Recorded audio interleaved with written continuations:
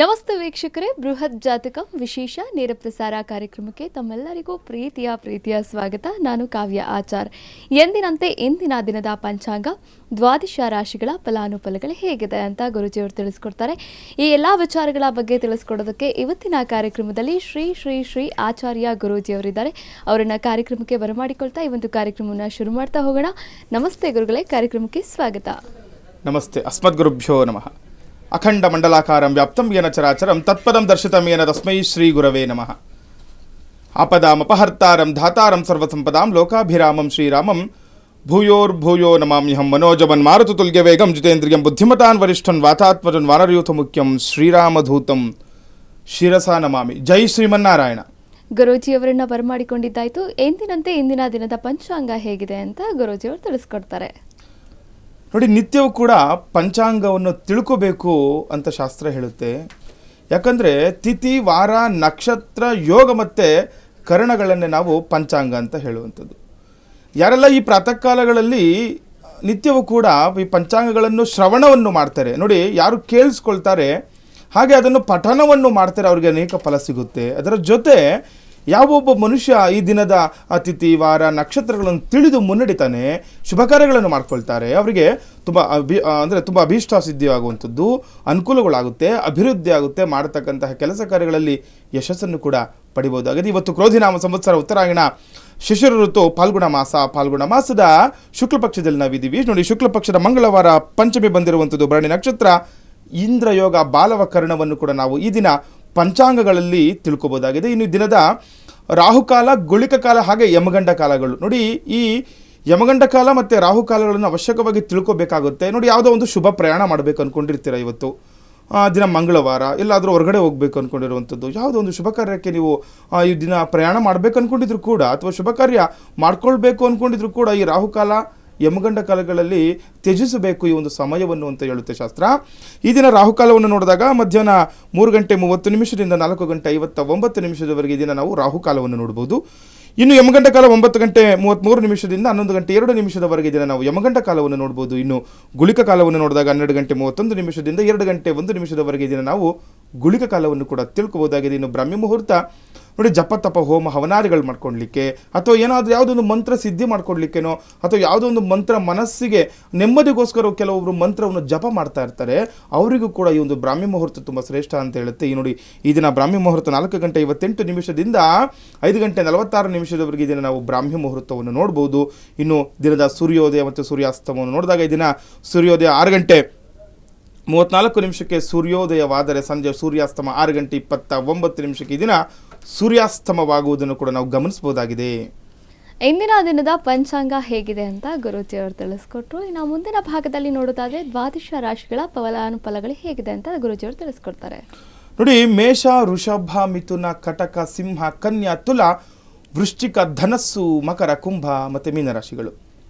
ಈ 12 ರಾಶಿಗಳನ್ನೇ ನಾವು ದ್ವಾದಶ ರಾಶಿ ಅಂತ ಹೇಳುವಂಥದ್ದು. ನಿತ್ಯವೂ ಕೂಡ ಯಾರಿಗೆಲ್ಲ ಈ ದಿನ ಅನುಕೂಲಗಳಿದೆ ಅಥವಾ ಅನಾನುಕೂಲಗಳಿದೆ, ಇದನ್ನು ಏನು ಮಾಡಬೇಕು, ಯಾವ ಕೆಲಸ ಮಾಡಿದ್ರೆ ನಮಗೆ ಅನುಕೂಲ ಆಗುತ್ತೆ, ಅಥವಾ ಏನಾದರೂ ಸಮಸ್ಯೆಗಳಿದ್ರೆ ಯಾವ ರೀತಿ ಪರಿಹಾರ ಮಾಡ್ಕೊಳ್ಬೇಕು, ಅದನ್ನು ತಿಳಿದು ಮುನ್ನಡೆಯಬೇಕು ಅಂತ ಹೇಳುತ್ತೆ. ದಿನ ಪ್ರಥಮ ರಾಶಿ ಮೇಷರಾಶಿಗೆ ನೋಡೋಣ. ನೋಡಿ, ಈ ದಿನ ಮೇಷರಾಶಿಯವರಿಗೆ ಮಂಗಳವಾರ ಮಂಗಳ ಗೌರಿಯನ್ನು ಕೂಡ ಪ್ರಾರ್ಥನೆ ಮಾಡ್ಕೊಳ್ತೀವಿ. ಎಲ್ಲರೂ ಸಹ ಮಂಗಳ ಗೌರಿಯನ್ನು ಮನಸಾರ ಪ್ರಾರ್ಥನೆ ಮಾಡ್ಕೊಳ್ಳಿ, ಗ್ರಾಮ ದೇವತೆಯನ್ನು ಪ್ರಾರ್ಥನೆ ಮಾಡ್ಕೊಳ್ಳಿ, ಇಷ್ಟ ದೇವತೆಯನ್ನು ಪ್ರಾರ್ಥನೆ ಮಾಡ್ಕೊಳ್ಳಿ, ಕುಲ ದೇವತೆಯನ್ನು ಪ್ರಾರ್ಥನೆ ಮಾಡ್ಕೊಳ್ತಾ ಮಂಗಳವಾರ ಕೆಲಸ ಕಾರ್ಯಗಳಿಗೆ ಮುನ್ನುಗ್ಗಿದಾಗ ನಿಮಗೆ ಅನುಕೂಲಗಳು ಸಿದ್ಧಿಯಾಗೋದು, ಕಾರ್ಯಸಿದ್ಧಿ ಆಗುವಂಥದ್ದು. ಜೊತೆ ಮೇಷರಾಶಿಗೆ ನೋಡೋಣ. ಈ ದಿನ ಮೇಷರಾಶಿಯವರಿಗೆ ಕೋರ್ಟು ಕಚೇರಿ ಸಮಸ್ಯೆಗಳು ಮಧ್ಯವರ್ತಿಯಿಂದ ಬಗೆಹರಿಸಿಕೊಳ್ಳುವಿರಿ ಅಂತ ನೋಡಿ. ಮೇಷರಾಶಿಗೆ ಒಳ್ಳೆ ದಿನ ಅಂತ ಹೇಳ್ಬೋದು. ಏನಾದರೂ ಈ ಕೋರ್ಟಿಗೆ ಮತ್ತು ಕಚೇರಿಗೆ ಸಂಬಂಧಪಟ್ಟಂತಹ ಏನಾದರೂ ವ್ಯಾಜ್ಯಗಳಿತ್ತು, ಅಥವಾ ಏನೋ ಕೋರ್ಟು ಕಚೇರಿ ವಿಚಾರದಲ್ಲಿ ಏನಾದರೂ ಜಗಳಗಳು ಆಡ್ಕೊಂಡಿದ್ರೆ, ಅಥವಾ ಅಲ್ಲೇನೋ ಒಂದು ನಿಮ್ಮದು ಏನಾದರೂ ಒಂದು ಕೇಸ್ ಇದ್ದರೆ ಅದಕ್ಕೆ ಮಧ್ಯವರ್ತಿಯಿಂದ ಈ ದಿನ ಅದನ್ನು ಬಗೆಹರಿಸುವಂತಹ ಲಕ್ಷಣಗಳು ಕೂಡ ಗೋಚರ ಫಲದಲ್ಲಿ ಇದೆ. ಇದು ಮಧ್ಯವರ್ತಿಗಳಿಂದ ಏನಾದರೂ ಮಾತುಕತೆಗಳಿದ್ದರೆ ಮಾಡ್ಕೊಳ್ಳಿ. ಇವತ್ತು ಏನೇ ಕಷ್ಟಗಳಿದ್ರೂ ಕೂಡ ಬಗೆಹರಿಯುವಂತಹ ಲಕ್ಷಣಗಳು ಕೂಡ ಎದುರಾಗುತ್ತೆ. ಇನ್ನು ಮಿತ್ರರ ಜೊತೆಗೆ ಪ್ರವಾಸ ಕೈಗೊಳ್ಳುವಿರಿ ಅಂತಲೂ ಕೂಡ ಇರುವಂಥದ್ದು. ಇವತ್ತು ನಿಮ್ಮ ಜೊತೆಗಾರರ ಜೊತೆ ಏನಾದರೂ ಹೊರಗಡೆ ಪ್ರವಾಸ ಮಾಡುವಂಥದ್ದು, ಎಲ್ಲಾದರೂ ಒಂದು ಪ್ರೇಕ್ಷಣೀಯ ಸ್ಥಳಗಳಿಗೆ ಹೋಗುವಂತಹ ಲಕ್ಷಣಗಳು ಕೂಡ ಇರುವಂಥದ್ದು. ಇನ್ನು ಆರೋಗ್ಯದ ಬಗ್ಗೆ ಕಾಳಜಿ ಇರಲಿ ಅಂತ ಹೇಳ್ತಾ ಇದ್ದೀನಿ ನೋಡಿ. ಆರೋಗ್ಯದ ಬಗ್ಗೆ ಚಿಂತನೆ ಮಾಡಿ. ಏನಾದರೂ ಆರೋಗ್ಯದ ಸಮಸ್ಯೆ ಇತ್ತು ಅಂದರೆ ಇದನ್ನ ಪ್ರಯಾಣದಲ್ಲಿ ಅನುಕೂಲ ಇಲ್ಲ ಅಂತ ಹೇಳುವಂಥದ್ದು. ಆರ್ಥಿಕವಾಗಿ ಆ ಖರ್ಚುಗಳು ಕೂಡ ಇದನ್ನು ಹೆಚ್ಚಾಗುತ್ತೆ ನೋಡಿ. ಏನೋ ಪ್ರಯಾಣ ಮಾಡಿದ್ರೆ ಈಗ ಮಿತ್ರರ ಸಂಘ ಮಾಡಿದ್ರೆ ಖರ್ಚುಗಳು ಸಾಮಾನ್ಯವಾಗಿ ಹಾಗೆ ಆಗುತ್ತೆ. ಹಾಗಾದರೆ ಆ ಖರ್ಚಿನ ಬಗ್ಗೆ ಕಡಿವಾಣ ಇರಬೇಕಾಗುತ್ತೆ. ಹಣದ ವಿಚಾರವಾಗಿ ಸ್ವಲ್ಪ ತೊಂದರೆ ಇರುತ್ತೆ, ಖರ್ಚು ಹೆಚ್ಚಾಗುತ್ತೆ, ಅದರ ಬಗ್ಗೆ ಕಡಿವಾಣವನ್ನು ಹಾಕಿ ಜಾಗೃತರಾಗಿರಬೇಕು ಮೇಷರಾಶಿಯವರು. ಇನ್ನು ವೃಷಭ ರಾಶಿಯವರಿಗೆ ಈ ದಿನ ನೋಡಿದಾಗ, ವೃಷಭ ರಾಶಿಯವರು ನೀವು ಯಾವುದೇ ತೀರ್ಮಾನಗಳನ್ನು ತೆಗೆದುಕೊಳ್ಳುವ ಮೊದಲು 2 ಬಾರಿ ಯೋಚನೆ ಮಾಡಬೇಕಾಗುತ್ತೆ. ವೃಷಭ ರಾಶಿಯವರು ಏನಾದರೂ ಇವತ್ತು ಒಂದು ವಿಶೇಷವಾಗಿರುವಂತಹ ಏನೋ ಒಂದು ತೀರ್ಮಾನ ಮಾಡಬೇಕು ಅಂದ್ಕೊಂಡಿರ್ತೀರ. ಈಗ ಉದ್ಯೋಗದ ನಿಮಿತ್ತ ಆಗಲಿ, ಕುಟುಂಬದ ನಿಮಿತ್ತ ಆಗಲಿ, ಯಾವುದೋ ಒಂದು ತೀರ್ಮಾನ ಮಾಡ್ಕೊಳ್ಬೇಕು ಅಂದರೆ ಸ್ವಲ್ಪ ಯೋಚನೆ ಮಾಡಬೇಕು. 2-3 ಬಾರಿ ಯೋಚನೆ ಮಾಡಿ ಕೆಲಸವನ್ನು ನೀವು ಕಾರ್ಯರೂಪಕ್ಕೆ ಇದನ್ನು ತರಬೇಕಾಗುತ್ತೆ ವೃಷಭ ರಾಶಿಯವರು. ಅದರ ಜೊತೆ ಅಧಿಕ ತಿರುಗಾಟದಿಂದ ದೇಹದಲ್ಲಿ ಆಲಸ್ಯ ಆಗುವಂಥದ್ದು. ನೋಡಿ, ದೇಹದಲ್ಲಿ ಸುಮ್ಮನೆ ಕೆಲವರು ನೋಡಿ ತುಂಬ ತಿರುಗಾಟ ಮಾಡಿದಾಗ ಏನಾಗುತ್ತೆ, ನಮ್ಮ ದೇಹ ಕೂಡ ದಣಿದು ಹೋಗುತ್ತೆ. ಅದರಿಂದ ಸ್ವಲ್ಪ ದೇಹ ಆಲಸ್ಯ ಆಗುವಂಥದ್ದು, ಆ ದೇಹದಲ್ಲಿ ಸ್ವಲ್ಪ ಏನೋ ಒಂಥರ ಸೋಂಬೇರಿತನ ಬರುವಂಥದ್ದು, ಈ ರೀತಿಯೆಲ್ಲ ಆಗುತ್ತೆ. ಹಾಗಾಗಿ ಸ್ವಲ್ಪ ಏನಾದರೂ ದೂರದ ಪ್ರಯಾಣ ಇದ್ದರೆ, ತಿರುಗಾಟ ಇದ್ದರೆ ಸ್ವಲ್ಪ ಕಡಿಮೆ ಮಾಡಿಕೊಂಡ್ರೆ ಇವತ್ತು ಅನುಕೂಲ ಆಗುವಂಥದ್ದು ವೃಷಭ ರಾಶಿಯವರಿಗೆ. ಇನ್ನು ಮಿಥುನ ರಾಶಿಯವ್ರಿಗೆ ಈ ದಿನ ನೋಡಿದಾಗ, ಮಿಥುನ ರಾಶಿಯವ್ರಿಗೆ ಈ ದಿನ ನೋಡಿ ಕೈಗೊಂಡ ವ್ಯವಹಾರದಲ್ಲಿ ಅನುಕೂಲ ಅಂತ ಹೇಳ್ತಾ ಇದ್ದೀವಿ. ಯಾರೆಲ್ಲ ಮಿಥುನ ರಾಶಿಗಳು ಇರ್ತೀರಾ, ನೀವು ಏನಾದರೂ ಕೆಲಸ ಕಾರ್ಯ ಅಂದ್ಕೊಂಡ್ರೆ ಇವತ್ತು ಕೆಲಸ ಆಗುತ್ತೆ ಅಂತ. ಅಂದರೆ ನೋಡಿ, ಕೈಗೊಂಡ ಕೆಲಸದಲ್ಲಿ ಅನುಕೂಲ ಅಂತ ಏನಾದರೂ ಮಾಡಬೇಕು ಅಂತ ಇರ್ತೀರಲ್ವ, ನಿಮ್ಗೆ ಯಾವುದೋ ದಾರಿ ಕಾಣ್ತಾ ಇರಲ್ಲ, ಮಾಡಬೇಕು ಬೇಡ ಅಂತ 2 ಮನಸ್ಸು ಏನಾದರೂ ಇತ್ತು ಅಂತಂದರೆ ಆ ಕೆಲಸ ಕಾರ್ಯಗಳನ್ನು ನೀವು ಮಾಡ್ಕೊಳ್ಳಿ, ತಪ್ಪದೆ ಇವತ್ತು ಆ ಕೆಲಸದಲ್ಲಿ ನೀವು ಯಶಸ್ಸನ್ನು ಕೂಡ ಕಾಣ್ತೀರಾ ಮಿಥುನ ರಾಶಿಯವರು. ಇನ್ನು ಮಕ್ಕಳಿಗೆ ವಿದ್ಯಾಭ್ಯಾಸದಲ್ಲಿ ಕೂಡ ಪ್ರಗತಿ ಅಂತ ಹೇಳುವಂಥದ್ದು. ನೋಡಿ, ಯಾರೆಲ್ಲ ಮಿಥುನ ರಾಶಿಯವರು ಮಕ್ಕಳು ಇರ್ತಾರೆ, ವಿದ್ಯಾಭ್ಯಾಸದಲ್ಲಿ ಅನುಕೂಲ ಆಗುತ್ತೆ. ನೋಡಿ, ಇವೆಲ್ಲ ಎಕ್ಸಾಮ್ಸ್ ದಿನಗಳು, ಏನಾದರೂ ವಿದ್ಯಾಭ್ಯಾಸದಲ್ಲಿ ಅವರಿಗೆ ಕುಂಠಿತ ಆಗಿದ್ದು, ತಲೆಯಲ್ಲಿ ನಿಲ್ತಾ ಇಲ್ಲ ಅಂದರೆ ಇದರಿಂದ ಅಭಿವೃದ್ಧಿ ಆಗುತ್ತೆ. ವಿದ್ಯಾಭ್ಯಾಸದ ಕಡೆ ಹೆಚ್ಚಿನ ಗಮನವನ್ನು ಕೊಡಿ, ತುಂಬ ವಿಶೇಷವಾದ ಫಲವನ್ನು ಪಡೆಯುವುದು ಮಿಥುನ ರಾಶಿಯವರು. ಇನ್ನು ವಾದ ವಿವಾದಗಳಿಗೆ ಗಮನ ನೀಡಬಾರ್ದು ಅಂತ ನೋಡಿ, ಮಿಥುನ ರಾಶಿಯವರು ಏನು ಮಾಡಬೇಕು ಇವತ್ತು ನೋಡಿ, ಏನರ ಬಗ್ಗೆನೂ ತಲೆ ಕೆಡಿಸ್ಕೋಬಾರ್ದು, ಚಿಂತೆ ಮಾಡಬಾರ್ದು, ಆರಾಮಾಗಿರಿ. ವಾದ ವಿವಾದಗಳು ಯಾರೋ ಏನೋ ಬಂದು ಹೇಳ್ತಾರೆ, ಅದ್ರ ಗಮನ ಕೊಟ್ಟರೆ ಏನಾಗುತ್ತೆ, ನಿಮ್ಮ ಮನಸ್ಥಿತಿನೇ ಅದರಿಂದ ಏರುಪೇರಾಗುವಂಥದ್ದು, ಅದನ್ನು ತೊಂದರೆಗಳನ್ನು ಅನುಭವಿಸ್ತಾರೆ. ಹಾಗಾಗಿ ಯಾವುದೇ ವಾದ ವಿವಾದ ಇದ್ರೂ ಕೂಡ ಅದ್ರ ಬಗ್ಗೆ ತಲೆ ಕೆಡಿಸ್ಕೋಬೇಡಿ, ಗಮನ ಕೊಡಬೇಡಿ, ಮುಂದಿನ ದಿನಗಳ ಬಗ್ಗೆ ಚಿಂತೆಯನ್ನು ಮಾಡಿ ಮಿಥುನ ರಾಶಿಯವರು. ಇನ್ನು ಕಟಕ ರಾಶಿಯವ್ರಿಗೆ ಈ ದಿನ ನೋಡಿದಾಗ, ಮನಸ್ಸಿಗೆ ಒತ್ತಡ ನೀಡುವ ಕೆಲಸಕ್ಕೆ ಗಮನ ಹರಿಸಬೇಡಿ. ನೋಡಿ, ಕಟಕ ರಾಶಿಯವರು ಕೂಡ ನಿಮ್ಮ ಮನಸ್ಸಿಗೆ ತುಂಬ ಕಷ್ಟ ಆಗ್ತಾ ಇದೆ, ಕೆಲಸ ಮಾಡಬಾರ್ದು ಅಂತೇಳಿ ಕಷ್ಟಪಟ್ಟು ಕೆಲಸ ಮಾಡುವಂತಹ ಅಗತ್ಯ ನಿಮಗಿಲ್ಲ ಇವತ್ತು. ನೋಡಿ, ಏನಾದರೂ ಕಷ್ಟ ಆಗ್ತಾ ಇದೆ, ಆ ಕೆಲಸ ಮಾಡಬಾರ್ದು ಅಂತಿದ್ರೆ ಮಾಡೋಕ್ಕೆ ಹೋಗಬೇಡಿ. ನೀವು ಮನಸ್ಸಿಗೆ ಒತ್ತಡ ನೀಡುವಂಥ ಕೆಲಸ ಕಾರ್ಯಗಳು ಯಾವತ್ತೂ ಕೂಡ ಈ ದಿನ ನೀವು ತೊಡಗಿಕೊಳ್ಬಾರ್ದು ಅಂತ ಇರುವಂಥದ್ದು ಕಟಕ ರಾಶಿಯವ್ರಿಗೆ. ಇನ್ನು ಹಳೆಯ ಮಿತ್ರರ ಭೇಟಿ ಕೂಡ ಆಗುವಂಥದ್ದು, ಯಾವುದೊಂದು ತುಂಬ ದಿನದಿಂದ ಹಳೆಯ ಮಿತ್ರರು ಇರ್ತಾರೆ, ಅವರಿಂದ ಏನೋ ಇವತ್ತು ಭೇಟಿಯ ಸಾಧ್ಯತೆ ಇರುತ್ತೆ. ಅದರಿಂದ ಮುಂದಿನ ದಿನಗಳಲ್ಲಿ ಅನುಕೂಲದ ವಾತಾವರಣ ಕೂಡ ಸೃಷ್ಟಿಯಾಗ್ಬೋದು. ಇನ್ನು ಹಣಕಾಸಿನ ಸ್ಥಿತಿ ಉತ್ತಮವಾಗಿರುತ್ತೆ ಅಂತ ಹೇಳ್ತಾ ಇದೆ ಕಟಕ ರಾಶಿಯವರಿಗೆ. ಹಣದ ವಿಚಾರವಾಗಿ ಅನುಕೂಲ ಆಗುತ್ತೆ, ಉತ್ತಮವಾಗುತ್ತೆ. ಏನಾದರೂ ಹಣ ಬರೋ ನಿರೀಕ್ಷೆ ಇತ್ತಂದ್ರೂ ಕೂಡ ಹಣ ಬಂದು ಕೈ ಸೇರುವಂತಹ ನೀವು ಆ ನಿರೀಕ್ಷೆ ಇದನ್ನು ಮಾಡ್ಬೋದಾಗಿದೆ ಕಟಕ ರಾಶಿಯವರು. ಇನ್ನು ಸಿಂಹರಾಶಿಯವರಿಗೆ ನೋಡಿದಾಗ ಈ ದಿನ ಧನಲಾಭ ಯೋಗ ಇರುವಂಥದ್ದು. ಯಾರೆಲ್ಲ ಸಿಂಹರಾಶಿಗಳು ಇರ್ತೀರ ಇವತ್ತು ಧನಲಾಭ ಯೋಗ ಇದೆ ಅಂತ ಹೇಳ್ತಾ ಇದೆ ಜಾತಕ ಫಲದಲ್ಲಿ. ಏನು ಧನಲಾಭ ಅಂತಂದರೆ, ಯಾವುದೋ ಒಂದು ವ್ಯಾಪಾರ ಉದ್ಯೋಗ ಮಾಡ್ತಾ ಇರ್ತೀರಾ, ಅಲ್ಲಿ ಹಣದ ತೊಂದರೆ ಅಭಾವ ಆಗಿರುವಂಥದ್ದು, ಎಲ್ಲೋ ಹಣ ಬರ್ತಾ ಇರಲ್ಲ, ತುಂಬ ಕಷ್ಟಪಟ್ಟು ಕೆಲಸ ಕಾರ್ಯ ಮಾಡ್ತಾ ಇರ್ತೀರಾ, ಹಣ ಬಂದಿರಲ್ಲ, ಅಥವಾ ಎಲ್ಲೋ ಒಂದು ನಿಮಗೆ ಆ ಸಂಬಳ ಕೊಡ್ತಾ ಇರಲ್ಲ, ಈ ರೀತಿ ಏನಾದರೂ ಆಗಿದ್ದರೆ ಆ ಹಣ ಬರುವಂತಹ ಲಕ್ಷಣಗಳು ಕೂಡ ಇವತ್ತು ಗೋಚರ ಫಲದಲ್ಲಿ ಸಿಂಹರಾಶಿಯವರಿಗೆ ಇರುವಂಥದ್ದು. ಇನ್ನು ಹೊಸ ವಸ್ತುಗಳ ಖರೀದಿ ಮಾಡುವಂಥ ಯೋಗ ಕೂಡ ಇರುವಂಥದ್ದು. ನೋಡಿ, ಸಿಂಹರಾಶಿಯವರಿಗೆ ಏನಾದರೂ ಹೊಸದಾಗಿ ಏನಾದರೂ ತಗೋಬೇಕು ಅಂತ ಮನಸ್ಸಲ್ಲಿತ್ತು, ಚಿಂತನೆ ಮಾಡ್ತಾ ಇದ್ದೀರಾ ಅಂದರೆ ಅದ್ರ ಬಗ್ಗೆ ಇವತ್ತು ಕಾರ್ಯರೂಪಕ್ಕೆ ಬರುತ್ತೆ, ಅನುಕೂಲ ಆಗುತ್ತೆ. ಯೋಚನೆ ಮಾಡಿ, ನಿಮಗೆ ತುಂಬ ವಿಶೇಷವಾಗಿರುವಂಥದ್ರ ಜೊತೆ ಸಿಂಹರಾಶಿಯವ್ರಿಗೆ ಇದನ್ನ ಮಿತ್ರರಿಂದ ಸಹಕಾರ ಕೂಡ ದೊರಕುವಂಥದ್ದು ನೋಡ್ಕೊಳ್ಬೇಕು. ಇವತ್ತು ತುಂಬ ವಿಶೇಷವಾಗಿರುತ್ತೆ ಸಿಂಹರಾಶಿಯವರು. ಯಾರಾದರೂ ನಿಮ್ಮ ಮಿತ್ರರ ಭೇಟಿ ಮಾಡ್ಕೊಳ್ಳಿ, ಅನುಕೂಲ ಆಗುತ್ತೆ. ಅವರ ಒಳ್ಳೆ ಮಾತುಗಳಿಂದ ಆಗಲಿ ಅಥವಾ ಬೇರೆ ಒಂದು ವಿಚಾರದಿಂದ ಸಹಕಾರ ಸಿಗುವಂಥದ್ದು ಕೂಡ ನೋಡ್ಬೋದು ಈ ದಿನ ಸಿಂಹರಾಶಿಯವರಿಗೆ. ಇನ್ನು ಕನ್ಯಾ ರಾಶಿಯವರಿಗೆ ಈ ದಿನ ನೋಡಿದಾಗ ನಿರುದ್ಯೋಗಿಗಳಿಗೆ ಉದ್ಯೋಗ ಅವಕಾಶಗಳು ಕೂಡ ಅರಸಿ ಬರುವಂಥದ್ದು. ಯಾರೆಲ್ಲ ಕನ್ಯಾ ರಾಶಿಗಳು ಇರ್ತೀರ ನೋಡಿ, ಒಳ್ಳೆ ದಿನ ಅಂತ ಹೇಳ್ಬೋದು. ಯಾಕಂದರೆ ನಿಮಗೆ ಕೆಲಸ ಇರಲ್ಲ, ಕೆಲಸ ಇದ್ದಿದ್ದು ಏನೋ ಕಳ್ಕೊಂಡ್ಬಿಟ್ಟಿರ್ತೀರ, ಮನೇಲಿ ಇರ್ತೀರಾ, ಒಳ್ಳೆ ಚೆನ್ನಾಗಿ ಓದ್ಕೊಂಡಿರ್ತೀರಾ, ಇಲ್ಲ ನಿಮಗೆ ಕೆಲಸ ಮಾಡುವಂತಹ ಒಂದು ಎಬಿಲಿಟಿ ಇದ್ದರೂ ಕೂಡ ಕೆಲಸಗಳು ಸಿಗ್ತಾ ಇರಲ್ಲ, ಅಥವಾ ನಿಮಗೆ ಇಷ್ಟವಾದ ಕೆಲಸ ಇರಲ್ಲ. ಆದರೆ ಇದನ್ನು ನೋಡಿ, ನಿಮಗೆ ಇಷ್ಟವಾಗಿರುವಂಥದ್ದು ನೀವು ಮಾಡಲಿಕ್ಕೆ ಅಂದರೆ ನಿಮಗೆ ತುಂಬ ವಿಶೇಷವಾಗಿರುವಂತಹ ಕೆಲಸ ಕಾರ್ಯಗಳು ನಿಮ್ಮನ್ನು ಅರಸಿ ಬರುವಂತಹ ಲಕ್ಷಣಗಳು ಕೂಡ ಇದನ್ನು ಗೋಚಾರ ಫಲದಲ್ಲಿ ಕನ್ಯಾ ರಾಶಿಯವರಿಗಿರುವಂಥದ್ದು. ಇನ್ನು ಕುಟುಂಬದಲ್ಲಿ ಜೀವನದಲ್ಲಿ ನಡೆದ ಘಟನೆ ಮನಸ್ಸಿಗೆ ಬೇಸರ ತರುವಂಥದ್ದು. ನೋಡಿ, ಕನ್ಯಾ ರಾಶಿಯವರು ಸ್ವಲ್ಪ ತಿಳ್ಕೋಬೇಕು. ಇವತ್ತೇನೋ ಒಂದು ಕುಟುಂಬದಲ್ಲಿ ಯಾವುದೋ ಒಂದು ಸಂಗತಿ ಆಗಿರುತ್ತೆ, ಅದನ್ನು ನೆನೆಸ್ಕೊಂಡು ನೀವು ಇವತ್ತು ಬೇಸರ ಪಡ್ತೀರಾ ಅಂತಿರುವಂಥದ್ದು. ಹಾಗಾಗಿ ನೋಡಿ, ಏನು ಮಾಡಬೇಕು ಇಂಥ ವಿಚಾರಗಳು ಬಂದಾಗ, ಕೆಲವೊಂದು ಆಗಿ ಹೋಗಿರುವಂತಹ ವಿಚಾರಗಳ ಬಗ್ಗೆ ಹೆಚ್ಚಿನದಾಗಿ ಚಿಂತೆ ಮಾಡಬಾರ್ದು. ಮುಂದೆ ಏನಾಗಬೇಕು, ಮುಂದೆ ಅದಕ್ಕೆ ಏನು ಪರಿಹಾರಗಳನ್ನು ಮಾಡ್ಕೊಳ್ಬೇಕು. ಯಾವುದೊಂದು ಕೆಟ್ಟ ಗಳಿಗೆಯಲ್ಲಿ ಏನೊಂದು ಆಗೋಗ್ಬಿಟ್ಟಿರುತ್ತೆ ಕುಟುಂಬದ ನಿಮಿತ್ತ, ಅದನ್ನು ನೀವೇನು ಮಾಡ್ಕೊಳ್ಬೇಕು, ಅದಕ್ಕೆ ತಕ್ಕಂತಹ ಪರಿಹಾರಗಳು ಮಾಡ್ಕೊಂಡು ಮುನ್ನುಗ್ಗಿ ಹೋಗ್ತಾ ಇರಬೇಕು, ಮುಂದಿನ ಜೀವನಗಳು ನೋಡ್ಕೊಳ್ತಾ ಇರಬೇಕು. ಆ ರೀತಿ ಮಾಡ್ಕೊಂಡಾಗ ನಿಮಗೆ ಅನುಕೂಲ ಆಗುತ್ತೆ. ಇಲ್ಲಾಂದರೆ ಸುಮ್ಮನೆ ಮನಸ್ಸಿಗೆ ಬೇಸರ ತಗೊಳ್ತೀರಾ, ಮನಸ್ಸಿಗೆ ನೆಮ್ಮದಿ ಕೆಡಿಸ್ಕೊಳ್ಳುವಂತಹ ಲಕ್ಷಣಗಳು ಕೂಡ ಇರುತ್ತೆ ಕನ್ಯಾ ರಾಶಿಯವರಿಗೆ. ಕನ್ಯಾ ರಾಶಿಯ ಫಲಾನುಫಲಗಳು ಹೇಗಿದೆ ಅಂತ ಗುರೂಜಿಯವರು ತಿಳಿಸ್ಕೊಟ್ರು. ಇನ್ನುಳಿದ ರಾಶಿಗಳ ಫಲಾನುಫಲಗಳ ಬಗ್ಗೆಯೂ ಕೂಡ ಗುರೂಜಿಯವರು ತಿಳಿಸ್ಕೊಡ್ತಾರೆ. ಅದಕ್ಕೂ ಮುನ್ನ ಸ್ಕ್ರೀನ್ ಮೇಲೆ ಕಾಣಿಸ್ತಾ ಇರುವಂತಹ ನಂಬರ್ಗೆ ನೀವು ಕರೆ ಮಾಡಬಹುದಾಗಿದೆ, ಮಾತನಾಡಬಹುದಾಗಿದೆ. ಹಾಗೆ ನಿಮ್ಮ ಏನೇ ಸಮಸ್ಯೆಗಳಿರಬಹುದು, ಹಾಗೆ ಶುಭ ಮುಹೂರ್ತಗಳಿಗಾಗಿ ಗುರೂಜಿಯವರನ್ನ ನೇರವಾಗಿ ಭೇಟಿ ಮಾಡಬಹುದಾಗಿದೆ. ಇದೇ ಬೆಂಗಳೂರಿನ ಅಂಚಿಪಾಳ್ಯದಲ್ಲಿ ಗುರೂಜಿಯವರ ಕಚೇರಿ ಕೂಡ ಇರುವಂಥದ್ದು. ಇನ್ನುಳಿದ ರಾಶಿಗಳ ಫಲಾನುಫಲಗಳ ಬಗ್ಗೆಯೂ ಕೂಡ ಗುರೂಜಿಯವರು ತಿಳಿಸ್ಕೊಡ್ತಾರೆ. ಅದಕ್ಕೂ ಮುನ್ನ ಒಂದು ಕರೆ ಸಿದ್ಧವಾಗಿದೆ. ನಮಸ್ತೆ, ಎಲ್ಲಿಂದ ಕರೆ ಮಾಡ್ತಾ ಇದ್ದೀರಾ? ತಮ್ಮ ಹೆಸರು ಹೇಳಿ. ನಮಸ್ತೆ ಮೇಡಮ್, ಬೆಂಗಳೂರಿಂದ ಮುನಿರಾಜು ಅಂತ. ಓಕೆ, ಯಾರ ಬಗ್ಗೆ ಕೇಳಬೇಕಾಗಿತ್ತು ಮುನಿರಾಜು ಅವರೇ? ನಮ್ಮ ತಾಯಿ ಬಗ್ಗೆ. ಓಕೆ, ನಿಮ್ಮ ತಾಯಿಯ ಹೆಸರು? ಪದ್ಮಾ ಅಂತ. ಪದ್ಮಾ ಅಂತ. ಓಕೆ, ಅವರ ಡೇಟ್ ಆಫ್ ಬರ್ತ್ ಏನಾದರೂ ಗೊತ್ತಿದೆಯಾ? ಇಲ್ಲ, ಗೊತ್ತಿಲ್ಲ ಮೇಡಮ್. ಓಕೆ, ಕವಡೆ ಶಾಸ್ತ್ರದ ಮೂಲಕ ಗುರೂಜಿ ಅವರು ತಿಳಿಸ್ಕೊಡ್ತಾರೆ. ನೇರವಾಗಿ ಅವರ ಜೊತೆ ಮಾತನಾಡಬಹುದಾಗಿದೆ. ನಮಸ್ತೆ ಗುರುಜಿ. ನಮಸ್ತೆ ಅಪ್ಪ, ಹೇಳಿ. ನಮ್ಮ ತಾಯಿ ಬಗ್ಗೆ ಕೇಳಬೇಕಿತ್ತು. ಅವ್ರಿಗೆ ಆರೋಗ್ಯ ಸರಿ ಇಲ್ಲ, ಓಕೆ. ಹೆಲ್ತ್ ಪ್ರಾಬ್ಲಮ್ ಇದೆ. ಅವಾಗ ಹೆಲ್ತ್ ಪ್ರಾಬ್ಲಮ್ ಬರ್ತಾ ಇರ್ತದೆ. ಓಕೆ, ಎಲ್ಲಿ ಅವ್ರದ್ದು ಏನು ಹೆಸರು ಅವ್ರದ್ದು? ಪದ್ಮಾ ಅಂತ. ಅವ್ರದ್ದು ವಯಸ್ಸು ಗೊತ್ತಪ್ಪ ನಿಮಗೆ? 45 ವರ್ಷ ಗುರುಜಿ. ಹಾಂ, ಯಾವುದು ನಿಮ್ಮದು ಮನೆ ದೇವರು? ಅಕ್ಕಯಮ್ಮ ಮುನೇಶ್ವರ. ಓಕೆ, ಅವ್ರಿಗೆ ಈಗ ಬೆನ್ನಿಗೆ ಸಂಬಂಧಪಟ್ಟಂಥದ್ದು ತೊಂದರೆಗಳು ಆಗ್ತಾ ಇದೆಯಪ್ಪ ಅವ್ರಿಗೆ? ಗುರುಜಿ. ಹಾಂ, ನೋಡಿ, ಏನು ತೊಂದರೆ ಇಲ್ಲ. ಪದ್ಮಾ ಅವ್ರದ್ದು ರಾಶಿ ನಕ್ಷತ್ರ ಗೊತ್ತಿದೆಯಾ ನಿಮಗೆ? ಕನ್ಯಾ ರಾಶಿ ಅಂತ ಅಷ್ಟೇ ಗುರುಜಿ ಗೊತ್ತಿಲ್ಲ. ನಕ್ಷತ್ರ ಅಂತ ಹುಟ್ಟಿ ಡೇಟ್ ಏನು ಗೊತ್ತಿಲ್ಲ ಅವ್ರಿಗೆ. ಓಕೆ, ಏನು ತೊಂದರೆ ಇಲ್ಲ. ಕನ್ಯಾ ರಾಶಿಯವ್ರಿಗೆ ಆರೋಗ್ಯ ಸಮಸ್ಯೆ ನೋಡಿ ಈಗ ಸ್ವಲ್ಪ ಕಾಡ್ತಾ ಇದೆ. ಈಗ ಅವ್ರಿಗೆ ಏನು ಮಾಡಬೇಕು, ನೀವು ಒಂದು ಮಾರ್ಚ್ ನಂತರ ಒಂದು ಸ್ವಲ್ಪ ಇದು ಶನಿದು ಕಾಟ ಕಡಿಮೆ ಆಗುತ್ತೆ ನೋಡಪ್ಪ. ಈಗ ಏನಾದ್ರು ಆರೋಗ್ಯ ಸಮಸ್ಯೆಗಳು ಜಾಸ್ತಿ ಆಗ್ತಾ ಇತ್ತಂದರೆ ನೀವೇನು ಜಾಸ್ತಿ ತಲೆ ಕೆಡಿಸ್ಕೊಳ್ಬೇಡಿ. ನೋಡಿ, ಈಗ ಬೆನ್ನಿಗೆ ಸಂಬಂಧಪಟ್ಟಂಥದ್ದು, ಬೆನ್ಮೂಳೆಗೆ ಸಂಬಂಧಪಟ್ಟಿದ್ದು ಅಥವಾ ಏನಾದರೂ ನಿಮಗೆ ಸಮಸ್ಯೆ ಹೆಚ್ಚಿನಾಗಿ ಕಾಡ್ತಾ ಇತ್ತು ಅಂತಂದರೆ ನೀವು ನೋಡಿ, ಏನು ಜಾಸ್ತಿ ತಲೆ ಕೆಡಿಸ್ಕೊಳ್ಳೋ ಅವಶ್ಯಕತೆ ಇಲ್ಲ. ಕೆಲವರು ಏನಾಗುತ್ತೆ, ಈ ವೈದ್ಯರ ಬಳಿ ತಿಳಿದ್ರೂ ಕೂಡ ಅದು ವಾಸಿ ಆಗ್ತಾ ಇರಲ್ಲ.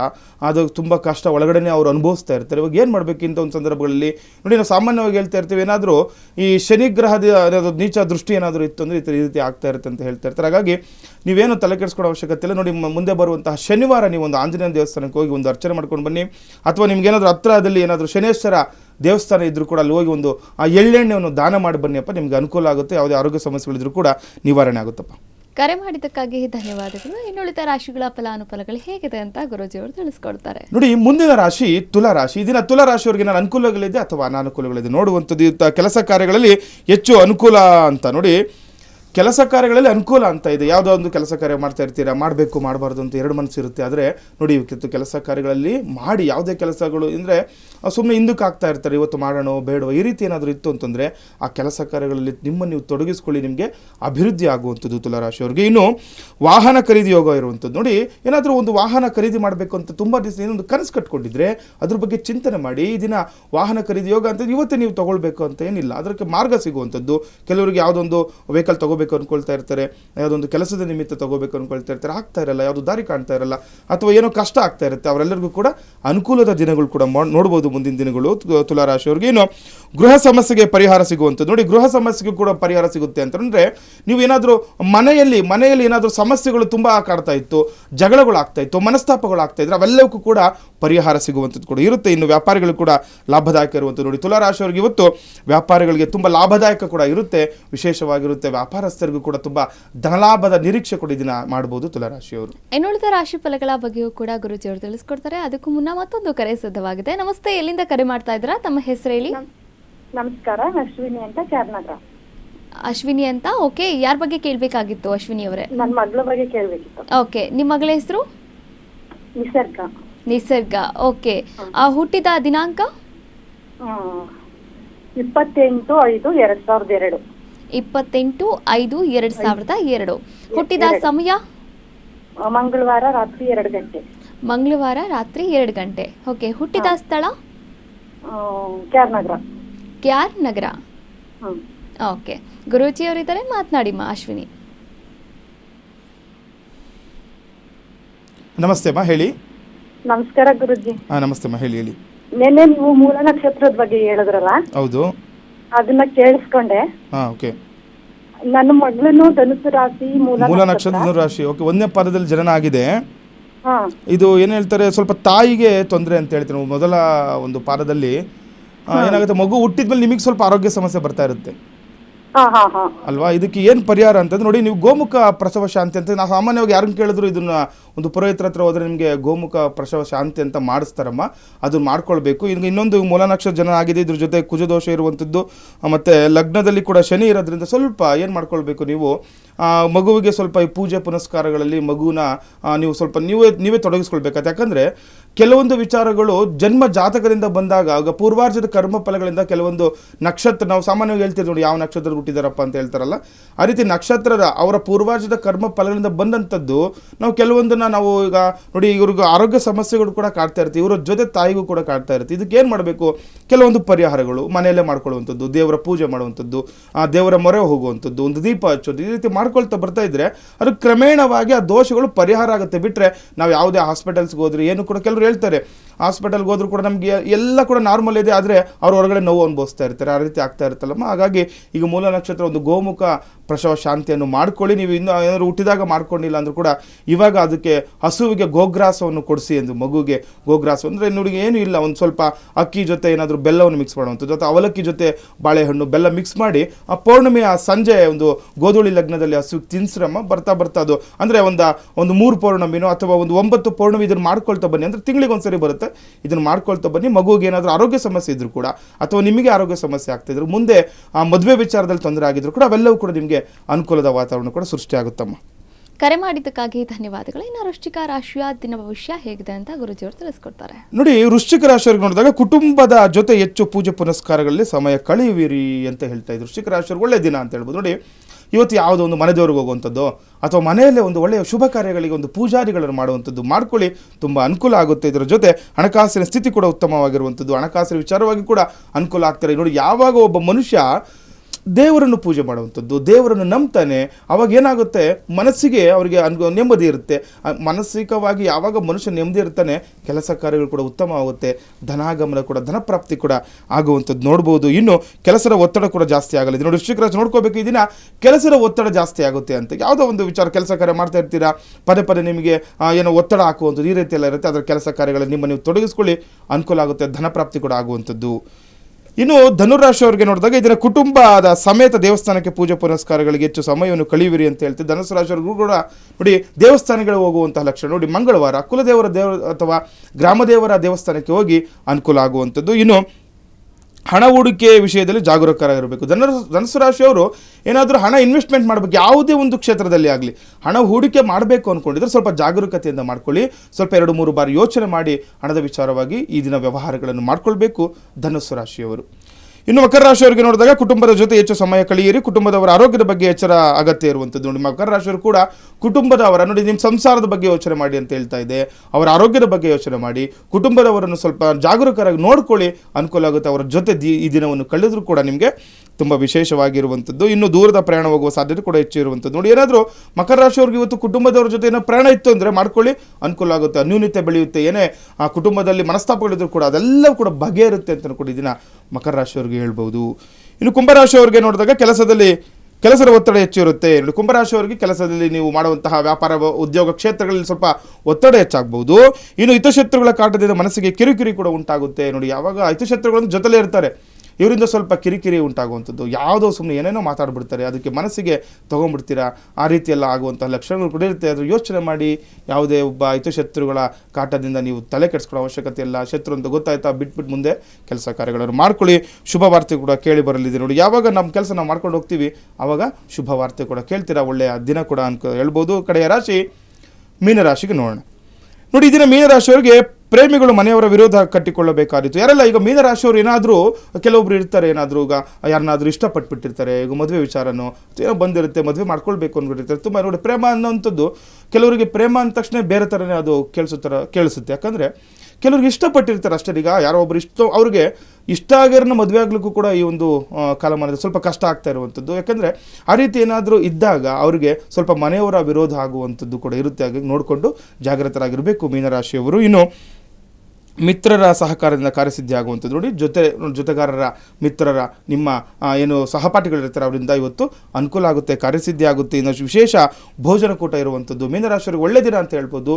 ಅದರ ಮನೆಯಲ್ಲಿ ಸ್ವಲ್ಪ ಕುಟುಂಬದ ಕಡೆ ಗಮನವನ್ನು ಕೊಡಿ, ಅನುಕೂಲ ಆಗುತ್ತೆ. ವಿಶೇಷ ಭೋಜನ ಕೂಟ ಇರುವಂಥದ್ದು, ಎಲ್ಲಾದರೂ ಯಾರಾದರೂ ಊಟ ಕರೆಯೋದು ಅಥವಾ ಏನೋ ಶುಭ ಸಮಾರಂಭ ಕರೆದರೂ ಕೂಡ ಇವತ್ತು ಹೋಗಿ ಅನುಕೂಲ ಆಗುತ್ತೆ ಮೀನರಾಶಿಯವರಿಗೆ. ದ್ವಾದಶ ರಾಶಿಗಳ ಫಲಾನುಫಲಗಳು ಹೇಗಿದೆ ಅಂತ ಗುರೂಜಿಯವರು ತಿಳಿಸ್ಕೊಟ್ರು. ಇನ್ನು ಮುಂದಿನ ಭಾಗದಲ್ಲಿ ನೋಡೋದಾದರೆ ಇಂದಿನ ಧಾರ್ಮಿಕ ಚಿಂತನೆಯಲ್ಲಿ ಅಕಾಲಿಕ ಮೃತ್ಯುವನ್ನು ಹೊಂದ್ತಾ ಇರ್ತಾರೆ ಆಗಾಗ, ಅಂದರೆ ಆಕ್ಸಿಡೆಂಟ್ಗಳಾಗ್ತಾ ಇರುತ್ತೆ. ಇನ್ನು ವಯಸ್ಸಲ್ಲದ ವಯಸ್ಸಲ್ಲಿ ಮೃತ್ಯುವನ್ನು ಹೊಂದಿದರೆ ಅದನ್ನು ಅಕಾಲಿಕ ಮೃತ್ಯು ಅಂತ ಹೇಳಲಾಗುತ್ತೆ. ಇನ್ನು ಈ ಕುರಿತಂತೆ ಯಾವ ಒಂದು ಮಂತ್ರವನ್ನು ಜಪ ಮಾಡಿದ್ರೆ ಒಳ್ಳೆಯದಾಗುತ್ತೆ, ಈ ಬಗ್ಗೆ ಗುರೂಜಿಯವರು ತಿಳಿಸ್ಕೊಡ್ತಾರೆ. ನೋಡಿ, ನಾವು ಸಾಮಾನ್ಯವಾಗಿ ನವಗ್ರಹಗಳ ಪೂಜೆ ಮಾಡಿದ ನಂತರ ಮೃತ್ಯುಂಜಯ ಪೂಜೆ ಮಾಡ್ತೀವಿ. ನೋಡಿ, ಅಪಮೃತ್ಯು, ಘೋರ ಮೃತ್ಯು, ವ್ಯಾಳ ಮೃತ್ಯು, ಪೈಶಾಚ ಮೃತ್ಯು, ಕ್ಷುದ್ರ ಮೃತ್ಯು ಅಂತ. ಅದ್ರ ಜೊತೆ ಜಲಗಂಡ, ಅಗ್ನಿಗಂಡ, ವಾಯುಗಂಡ ಅಂತ. ನೋಡಿ, ಕೆಲವರಿಗೆ ಈ ನೀರು ಕಂಡ್ರೆ ಭಯ ಬೀಳ್ತಾ ಇರ್ತಾರೆ, ನೀರಿಗೆ ಹೋಗಲ್ಲ. ಕೆಲವರಿಗೆ ಅವ್ರಿಗೆ ಸ್ವಿಮ್ಮಿಂಗ್ ಅಂದರೆ ಈಜು ಬಂದರೂ ಕೂಡ ಅವ್ರು ನೀರು ಹತ್ರಕ್ಕೆ ಹೋಗಿ ಭಯ ಬೀಳ್ತಾ ಇರ್ತಾರೆ. ಇನ್ನು ಕೆಲವರು ಆ ನೀರಿಗೆ ಎದುರಿ ಎಷ್ಟು ವಯಸ್ಸಾದರೂ ಕೂಡ ಅವರು ಈಜು ಹೊಡೆಯೋದು ಕೂಡ ಕಲ್ತಿರಲ್ಲ. ಕೆಲವರಿಗೆ ಮನೇಲಿ ಆಕಸ್ಮಿಕವಾಗಿ ಪದೇ ಪದೇ ಬೆಂಕಿ ಅವಘಡಗಳಾಗ್ತಾ ಇರುತ್ತೆ. ಈ ರೀತಿ ಎಲ್ಲ ಕೆಲವರಿಗೆ ಭಯ ಬರ್ತಾ ಇರುತ್ತೆ, ಬೆಂಕಿ ಕಂಡ್ರೆ ಎದುರುವಂಥದ್ದು, ನೀರು ಕಂಡ್ರೆ ಎದುರುವಂಥದ್ದು, ಈ ರೀತಿ ಎಲ್ಲ ಆಗ್ತಾ ಇರುತ್ತೆ. ಇದ್ರ ಜೊತೆ ನೋಡಿ, ಪದೇ ಪದೇ ಆಕ್ಸಿಡೆಂಟ್ಗಳು ಆಗ್ತಾ ಇರುತ್ತೆ. ನೋಡಿ, ಎಷ್ಟೊಂದು ಸರಿ ನಾವು ನೋಡಿರ್ತೀವಿ, ಅವ್ರಿಗೆ ಆಗಿದ್ದವ್ರಿಗೆ ಅಂದರೆ ಏನೋ ರಿಕವರಿ ಆಗಿ ಒಂದು 2 ತಿಂಗಳು 3 ತಿಂಗಳು ಆದ ತಕ್ಷಣ ಮತ್ತೆ ಅವ್ರಿಗೆ ಅದೇ ಥರ ತೊಂದರೆ ಆಗ್ತಾ ಇರುತ್ತೆ. ಈ ರೀತಿ ಏನಾದರೂ ಪದೇ ಪದೇ ಆಕ್ಸಿಡೆಂಟ್ಗಳಾಗೋದು, ಈ ರೀತಿ ಏನಾದರೂ ತೊಂದರೆಗಳು ಪದೇ ಪದೇ ಹೆಚ್ಚಾಗ್ತಾ ಇತ್ತು ಅಂತಂದರೆ ನೋಡಿ, ಮೃತ್ಯುಂಜಯ ಮಂತ್ರವನ್ನು ಜಪ ಮಾಡಿ ಅನುಕೂಲ ಆಗುತ್ತೆ. ಮೃತ್ಯುಂಜಯಾಯ ರುದ್ರಾಯ ನೀಲಕಂಠಾಗೆ ಶಂಭವೇ ಅಮೃತೇಶಾಗೆ ಶರ್ವಾಯ ಮಹಾದೇವಾಗೆ ತೇ ನಮಃ ಅನ್ನೋ ಮಂತ್ರವನ್ನು, ಮೃತ್ಯುಂಜಯ ಮಂತ್ರವನ್ನು ಜಪ ಮಾಡಿ ಅನುಕೂಲ ಆಗುವಂಥದ್ದು. ದಿನನಿತ್ಯವೂ ಕೂಡ ಪ್ರಾತಃ ಕಾಲಗಳಲ್ಲಿ ಇದು ಮಂತ್ರವನ್ನು ಜಪ ಮಾಡ್ತಾ ಬನ್ನಿ, ಅನುಕೂಲ ಆಗುತ್ತೆ. ಯಾವುದೇ ರೀತಿಯ ಮೃತ್ಯುದೋಷದಿಂದ ಕೂಡ ವಿಮುಕ್ತಿಯನ್ನು ಪಡಿಬೋದಾಗಿದೆ. ಇಂದಿನ ದಿನದ ಪಂಚಾಂಗ ಹಾಗೆ ದ್ವಾದಶ ರಾಶಿಗಳ ಫಲಾನುಫಲಗಳು ಸೇರಿದಂತೆ ಸಾಕಷ್ಟು ವಿಚಾರಗಳ ಬಗ್ಗೆ ಗುರೂಜಿಯವರು ಮಾಹಿತಿಯನ್ನು ನೀಡಿದರು. ಧನ್ಯವಾದಗಳು. ಲೋಕ ಸಮಸ್ತ ಸುಖಿನೋ ಭವಂತು, ಸಮಸ್ತ ಸನ್ಮಂಗಳಾನಿ ಭವಂತು. ಶ್ರೀಮತೇ ರಾಮಾನುಜಾಯ ನಮಃ. ವೀಕ್ಷಕರೇ, ಇದಾಗಿತ್ತು ಇವತ್ತಿನ ಬೃಹತ್ ಜಾತಕಂ ವಿಶೇಷ ಕಾರ್ಯಕ್ರಮ. ನೋಡ್ತಾ ಇರಿ ಅಶ್ವವೇಗ ನ್ಯೂಸ್, ಇದು ಸತ್ಯಾನ್ವೇಷಣೆಯ ಓಟದಲ್ಲಿ.